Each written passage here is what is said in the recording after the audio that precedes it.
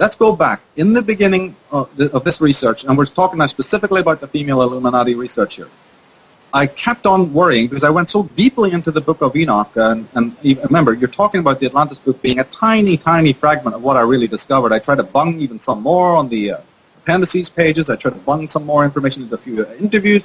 But even then, it was at like 20% of what I was mulling over in my own mind. And one of the most incredible things that I couldn't get out of my mind for all those years, and I had to perpetually keep putting it on the back burner, was this paragraph, chapter 15 of the Book of Enoch, where the fallen angels are first basically addressed.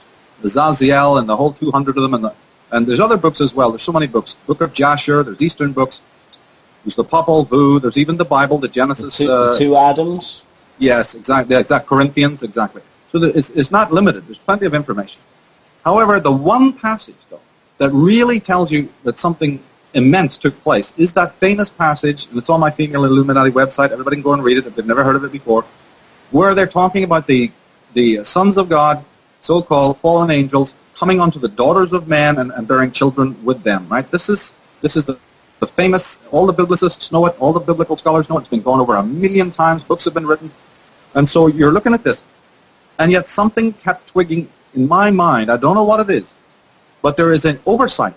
There's an omission in all the other research. And that is, the omission is this. Nowhere in the Book of Enoch or in any of the other apocryphal works, or the Book of Genesis, for that matter, that speak about this interaction between the Anakim, the Anunnaki. I don't care if you go to the Sumerian script, I don't care where you go. There is no information that there was resistance on part of the women who became the daughters of the Nephilim.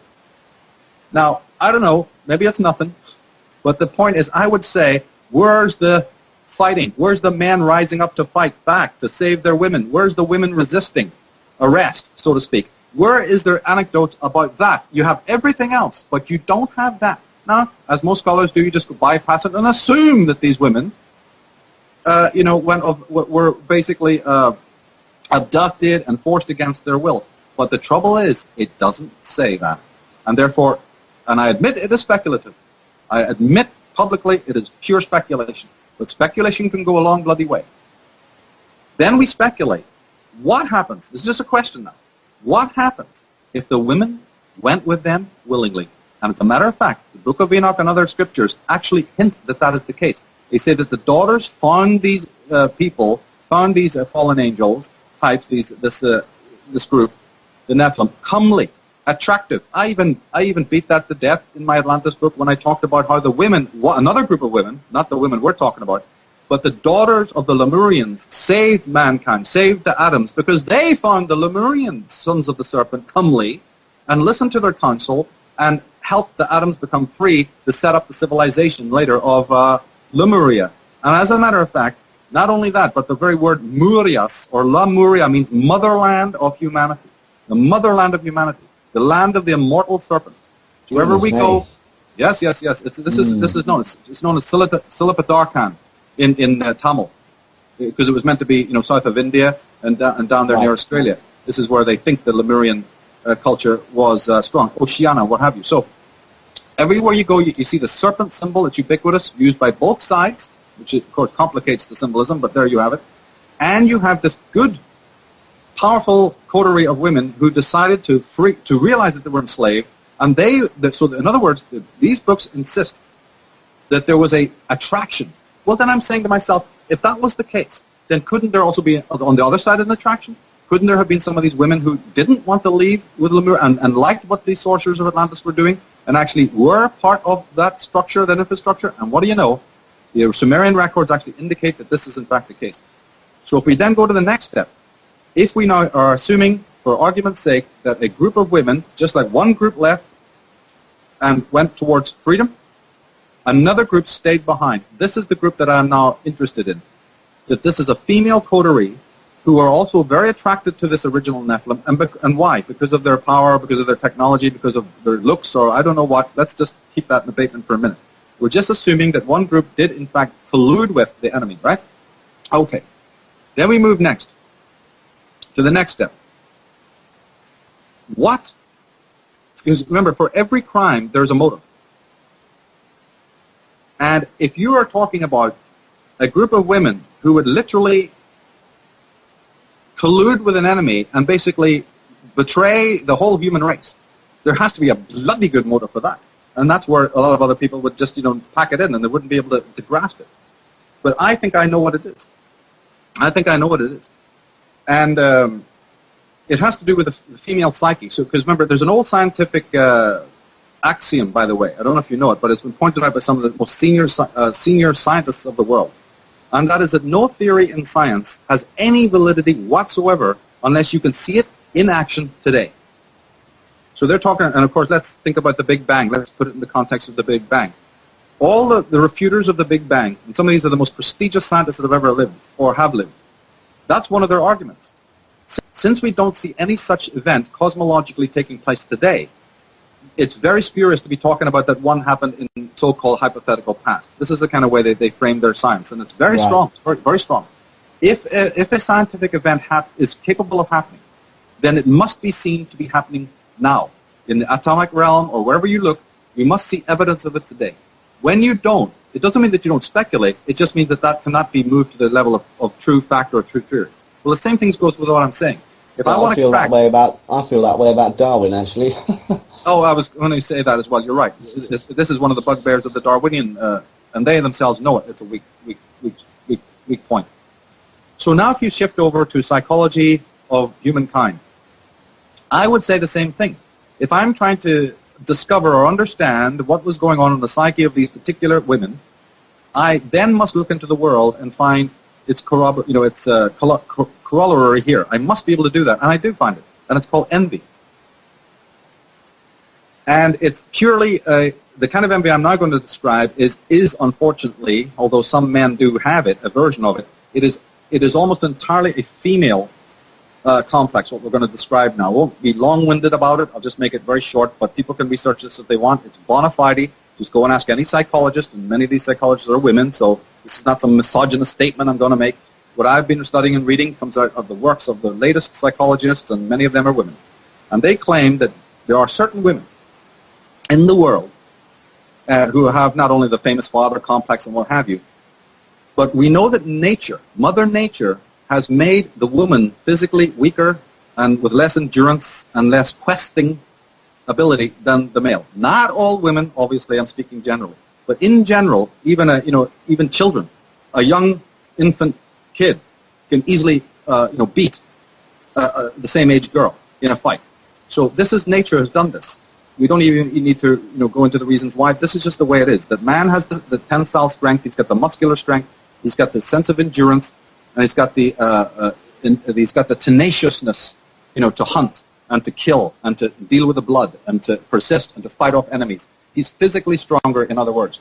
Okay. But by definition, the female of the species, the sex, female species, is weaker physically. Now, the healthy woman is accepting this. I'm weaker, I support the male. I'm in the tribe, they do what they do, I do what I do because I've got other strength. I've got psychological strength. I've got other kinds of strength. But the neurotic woman isn't like that. The neurotic woman actually blames nature and ultimately then transfers hatred onto males for the very strength that they have because they believe that they're weaker. And some women embody a neurotic hatred of themselves and also a neurotic hatred towards men and a neurotic nature towards God or towards nature for the fact that they've been born weaker. That's it. And maybe they transfer that onto that envy of man's nature being stronger. It can be eroticized almost for a woman because I've heard women say that they find a strong man, a stronger man, more erotic. So maybe that envy is sort of displaced or replaced. Oh yes, and the envy itself can have good aspects as well. But I'm just being very, very general here, right? Because other people can fill in the blanks and think about this, give it some thought. As far as I'm concerned, there are two kinds of women. They're seen today, and they must have been there in the ancient world, and I'm damn sure they were. There's the woman who admires the male for his strength and has a complete understanding of her own powers and her own strength and her own abilities. The strength to bear children, the strength to be there for the men when they're wounded or when they're having a difficult time emotionally, and so on. And the strength to deal even with other women. Then you have the neurotic woman. There's no reason to believe that this neurotic kind of woman is only a product of, the modern world. I think that's a mistake. I believe that this person, these kinds of women, so when these Nephilim came here, and they sent their little groups to visit, I think, see, a lot of the legends tell us that when they first came, they appeared to be gods. They appeared to be doing good. This is the only reason for this is because they were scanning the shit out of everybody. They were checking out the tribes. And they brought a lot of them to Atlantis. But before they did that, they were curious. They were finding out where the weak spots were. So in the beginning, these contingents went around, and they sussed it. They sussed up. They were not only reading these people of the earth, our indigenous ancestors, pre-visitation ancestors, they were sizing them up not only biologically, but psychologically. And they suddenly came upon this fact, that when they interview some of these women, and they interview them deeply, they talk to them, they find out. And remember, these people appear to be the gods, man. These people appear to be the angels from heaven, all right? So you're doing a lot of talking about your problems to these people. And so they are suddenly working out through the years that there are these women who have this neurotic animosity to the fact that nature has made them the weaker sex, and they can't do this and they can't do that and what have you.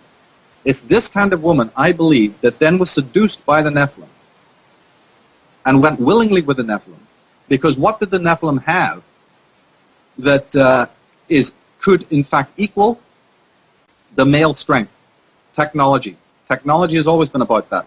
For instance, if I went anywhere now, if you and me went to some primitive tribe, God knows where, and showed them a computer screen, they've never seen this before, and we're showing them through satellite images of New York City with everybody walking there in real time, and I was able to tell you, and you were able to tell these people, you had a translator there, that with a push of the button, I can kill all these people walking here. Now that is some bloody power, right? And that's the kind of technology that when these women were introduced to it, they became very enamored by it because they already had this subconscious need to rival the muscular strength of the male and the power to wipe out huge groups of people, to do all sorts of crazy stuff, let alone flying around in the spaceships, and just the physical look at the weaponry that they had and all the rest of it.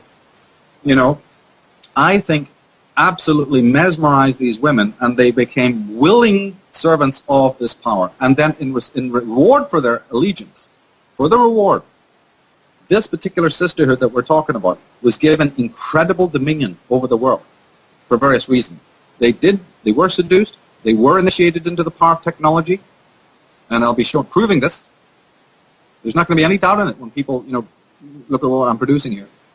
They did get seduced by it, and they were given dominion over cities and countries and what have you in the world. They were given this kind of dominion in response to their collusion, right? And this is one of the reasons why the symbol for DNA has always been serpentine, and the serpentine symbol equals the female. In fact, a very hieroglyphic in Egyptian for a woman is a serpent.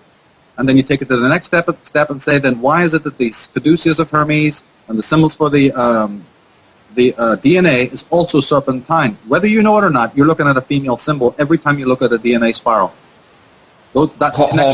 Hermes being the winged messenger of the gods too?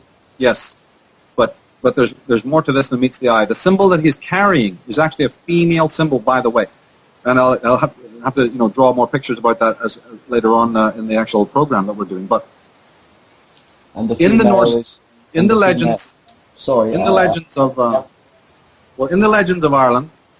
the people who read my Atlantis book, they'll realize that there was a moment after the Great War of the Gods where the queens of Ireland called the people together. And I have the quote in which they talk about the future and they talk about the loss of virtue. And in the queen, her name is Bave, by the way. This goddess stands up and says, in the future, men will be strengthless, right? Judges will give false testimonies. Men will be strengthless and women shameless. Now this is 5,000 years BC. In the Norse Volupsa, in the Edda, you have the queen there also saying about the sisters of blood, the sisters who will go with other men, right? Who will deceive their husbands and deceive their tribes and slaughter their own sons and put their sons up and daughters up for slaughter, right? So in the men today are more feminine and vice versa because of the bisphenol A and everything. Yeah. Well, that's phenomenal. That is a phenomenal piece of what's been going on. But let's just leave that aside and take it step by step. In Sure. the ancient legends, you have a distinct reference to women who remained protectors of the tribe, remained vigilant against the enemy. And you have another group over here. Because you know as well as I do that the moment a man comes out with information like what we're talking about, you're going to have every woman in the world, ignorant women, throwing fists up in your face and complaining that you're a misogynist, which is far from the case, because anyone who really knows my work knows that it's loaded with eulogies to the female and to the goddess and what have you. Well, exactly. When I talk about makeup being making you sterile, and don't wear makeup, girls, you soon get flack. Yeah. So please continue. Right. Exactly. So just want to make that caveat, because if people think that's where I'm coming from, then you need to go and pick up my Goddess and the Hermetic Tradition DVD, or read the chapters in all my books, and you'll find out this is not where I'm coming from. It's nothing to do with that. So, going back to the story though, when the Nephilim gave the dominion to the female, it was only a matter of time before this particular sisterhood used their technology in a negative way. This is the next step that has to be factored in. They did not use their power benignly. All right, they hated the other women who had relocated to Lemuria, and they hated men. And my research has led me to believe this: that the female sisterhood on Atlantis, right? These are the descendants of the warlocks, their wives, their sisters, their queens, initiated an all-out global destruction or annihilation of all the living men that existed at that time. And that, now we're not talking about the population that we see today in the world. The whole planet at that time, maybe only had a few 100,000 inhabitants. We're not talking about what we see today.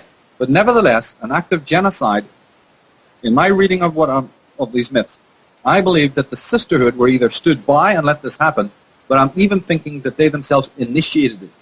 And the reason is because they didn't need the men anymore.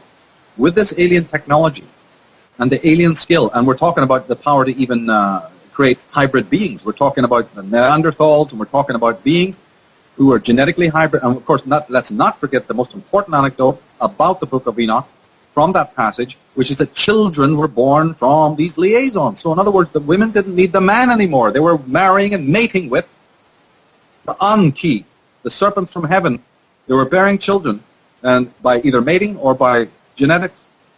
And therefore, they had these solar children. They had the children of the Nephilim, the ones who hold the Ankh, meaning from heaven and earth tied together. Joe Blow out there, the men that they had known all these years through the pre-visitation times, were an obscenity to this particular group of women. They didn't need them anymore. And so I believe that for one reason or another, they were annihilated.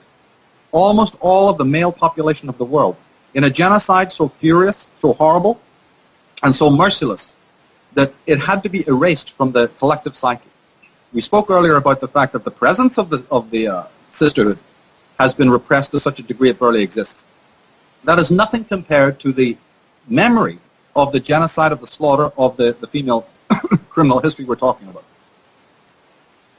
And with a push of the button, so to speak, something happened where plague, or I don't know what, the entire male population of the planet was annihilated, almost to a man, except for probably a few, troglodyte-type servant groups.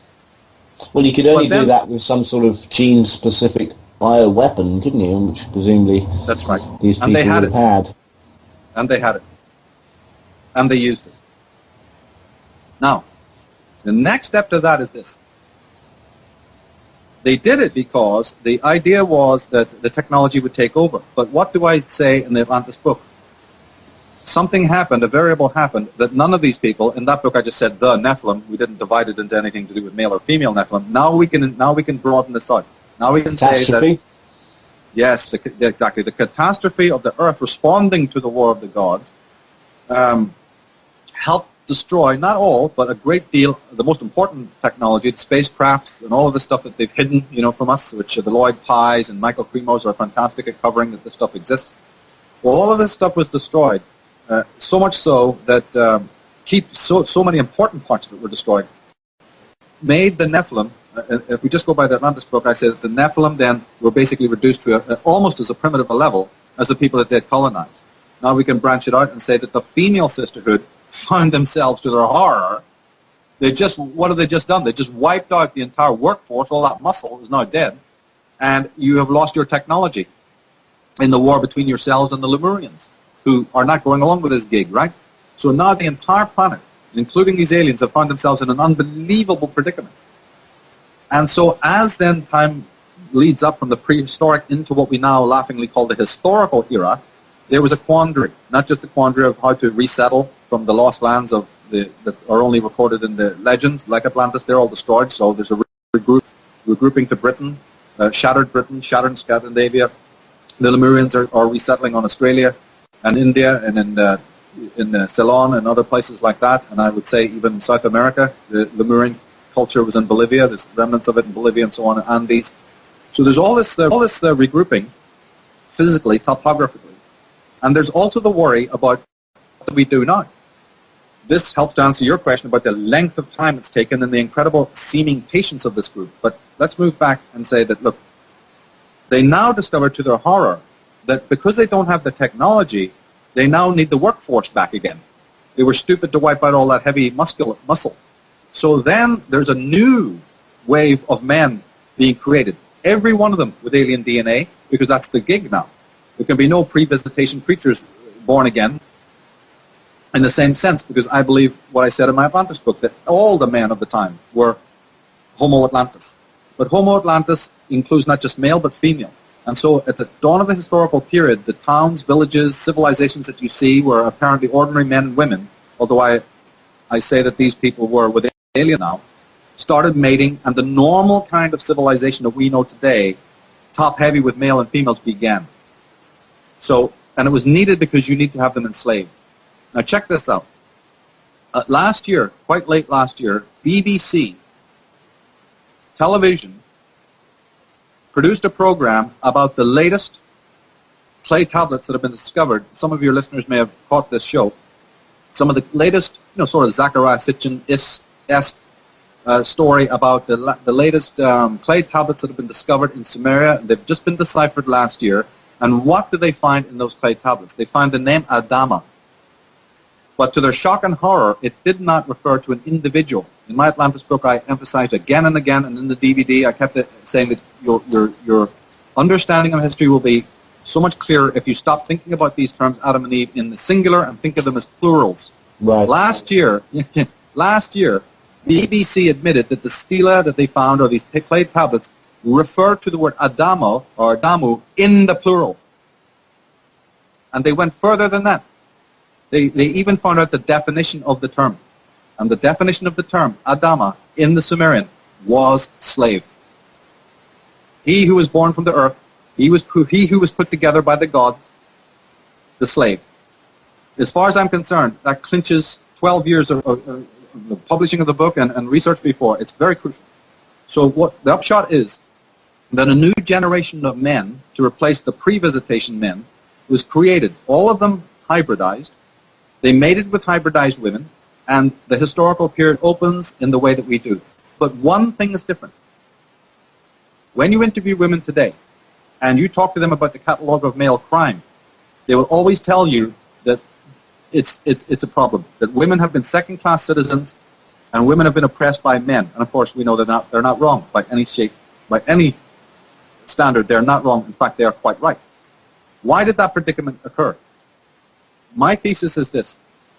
The reason why in the historical period throughout the world, women have been kept in even the word female means evil woman or evil male or mal even being. Fae is meaning evil one, evil witch. And even if you use the word mal in French, that means evil. So even the names for women have been, denigrated.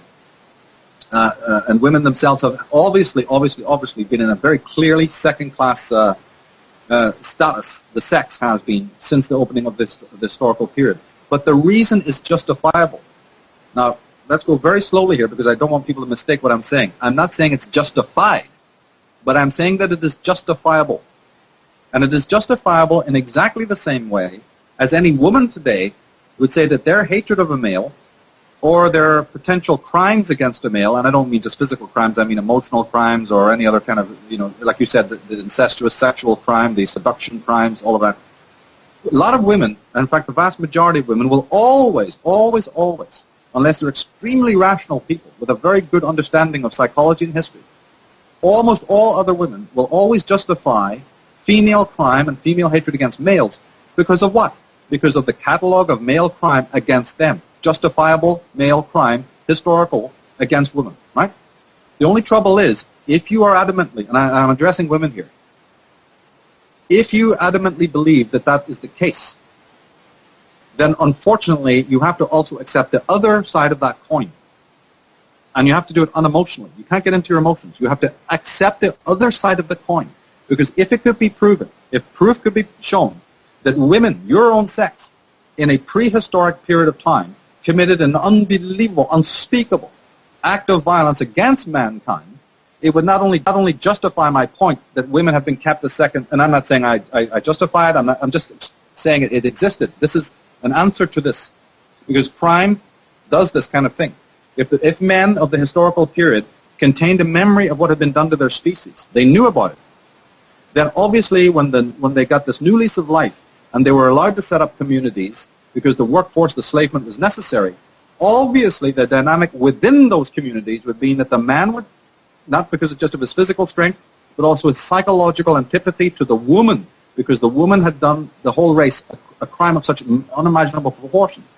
Of course, we know that this does mean that innocent women will be blamed, and as they have been blamed, that's why I'm not telling you that I'm exonerating this crime.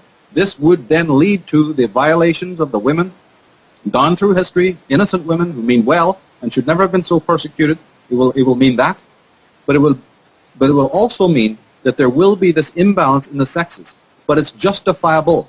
It is not justified, but it is justifiable because there's a racial memory, and so we're talking about racial memories here. And I've often spoken in all my work about the healing that needs to take place of this primal wound, not just the healing of the genetic interference, the healing of the great earth traumas, which I've talked about even recently in Australia on my post-humanism tour. The whole thing was overlaid on this trauma that's been done. Again, I went into it based on the catastrophe and what that did to the psyche. We've got that to deal with. But there's also this other incredible war of the sexes. We know it as the war of the sexes. But that war of the sexes isn't 5 minutes old. That war of the sexes isn't a couple of 100 years old. This war of the sexes now turns up as a feature in this prehistoric concept that women, a group of women, not all women, but a group of women was responsible for such an unspeakable horror, a crime of such unimaginable proportions that the very psyche had to forget it. The psyche was fragmented by it, and the psyche has never recovered from it. But the psyche, as all psychologists know, repressed it and dissociated from it. And the consequence of that was that women then were not trusted. And even good women were not trusted. And so the entire cult of the sorceress, the temptress, the witch, all of this other stuff from the myths and legends arises, and there's a reason for that. Why do you have your Salomes? Why do you have your Liliths? Why do you have your Circes, Medeas, temptresses? Where does that all come from? Well, that's what I'm talking about. We have that in the racial memory, but we disassociate it and think that this is magic. Listen, the magic that these sorceresses of the mythology books and the fairy tales are manipulating isn't magic. It was technology. It's just we change the story. You see, down through time, the story accumulates a lot of debris and gets very poeticized. The women that I'm talking about, this sisterhood, whose descendants still exist, were highly technological. This is important to understand. They weren't just serving wenches. They were very, very powerful queens. And they misused their power back then. And their descendants, biologically and ideologically, still remain today. And that is why it is no longer good to be talking about purely male organizations who have always existed are descended either ideologically or biologically from the Atnists or from the Nephilim. That now has to be branched out. It doesn't change anything but about that. But now it is that there's this other presence, this other sisterhood, who has operated down through time. They're the cult of Venus, and they're very much behind the media. They're very much behind these women that they put up in front of the media, these so-called musicians, although I loathe to use the term. But these women are icons and many other more sinister characters you wouldn't first think of. You mentioned the Queen of England, rightly so, and there's plenty of others names I'll be mentioning. These creatures are descended either ideologically or biologically through these family lines that go way, way, way back. And they cannot be exonerated. They misused an incredible power in the times past, and it's been in the male and female psyche ever since. And it is also, I believe, the real reason that at the opening of the historical era, women have, rightly or wrongly, been put into a subservient position based on this. Now, a woman who jumps up to refute this may well do so, but I then insist again that if you are the kind of woman who uses the male catalog of historical crime, right, if you use this as a theory, if you use it verbally or if you use it mentally, or your mother's taught it to you, I don't care what, but if you're the kind of woman who is ready to exonerate all female crime against men of every description, and also male hatred towards the father and male because of male's catalog of historical crime, well, I'm afraid you also then have to, logically, embody the idea or take on board the flip side of that man also can do the same thing. But that, logically speaking, the woman now has to say that if your sex committed an unspeakable crime against man in the past, then men are, just by your own token, equally justifiable in keeping women in a sort of a submissive position. If you're going to mention male violence, that males are capable of violence, we have to now look at the female criminal history. You know, there's a reason why the ancient myths had these Circes, these Salomes, these Pandoras. Hey, don't open the box. Oh no, she opened it. And all the horrors of the world came forth. Now, why is that? As I said, why is there a female figure right there at the beheading of the John the Baptist, which is all this occult symbolism? Why does Jesus Christ look effeminate? Well, what the hell, why don't they paint him with a beard looking like a regular guy? Some of them do. But in the early days, they didn't. They painted him very female-like. Same with John the Baptist. There's a lot of weird symbolism going on here. The Eleusinian myths. We've got the Statue of Liberty. As I said, the Bacchanalias, the Eleusinian myths of the female rights, of tearing the male to pieces. We've got the Statue of Liberty up there. We've got all this symbolism that we see in the architecture. I got questions about all of this. And again, going back into this cult of Venus that I talked about in the Age of Manipulation, how it's right behind these rock icons. It's right in there in the drug, the mushroom cult, the whole psychedelics. Right. It's loaded with this female sexual, pansexual symbolism. Look at TriStar. Look at Columbia Pictures. Look at the logos that they're using.